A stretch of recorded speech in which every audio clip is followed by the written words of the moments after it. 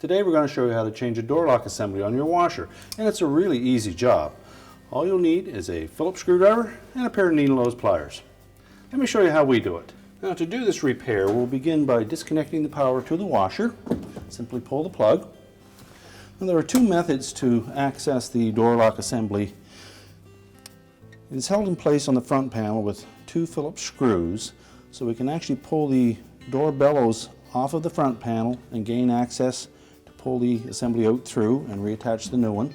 Or you can remove the top of the washer and then reach in from behind and pull the assembly out that way. We'll begin by removing the two Phillips screws.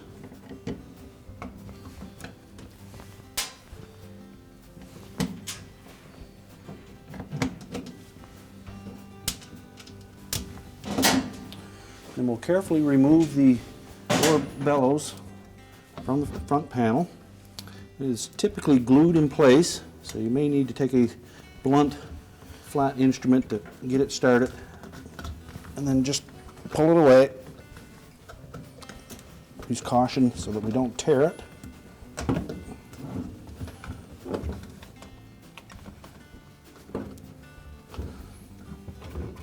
As long as we can gain a little access on that side, we can now pull that door lock assembly out far enough to disconnect the wires.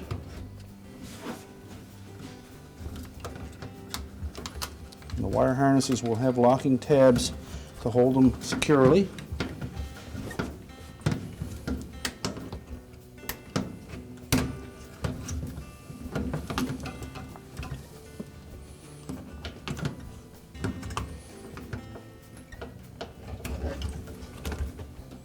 Now the wires that are attached to the wax motor on that assembly may be a little snug, so take the needle nose pliers and just grasp that connector.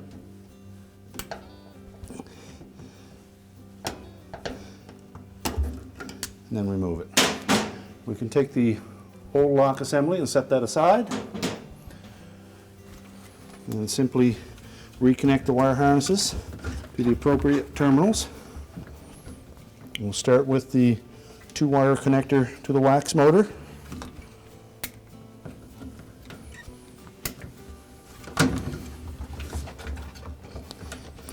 Next, the 4-pin connector in the middle.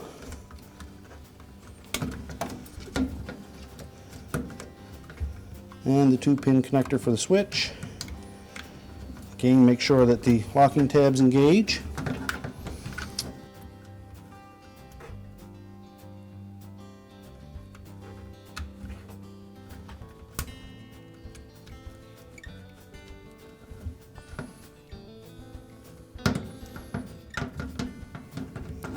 And you can push it back into position.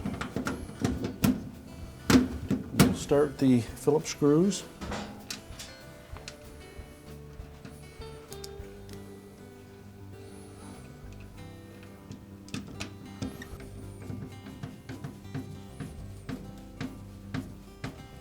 We'll tighten both of those screws securely. Next, we can clean up any of the residue from the adhesive that held that bellows in place, just with a blunt instrument or a small flat blade screwdriver, taking care not to damage the painted finish. And normally a friction fit will hold that in place, but if you wish, you can take some contact cement and just put a couple of dabs around there where you've removed it, let it set up, and then push the gasket back into place. Make sure it lays flush against the front panel.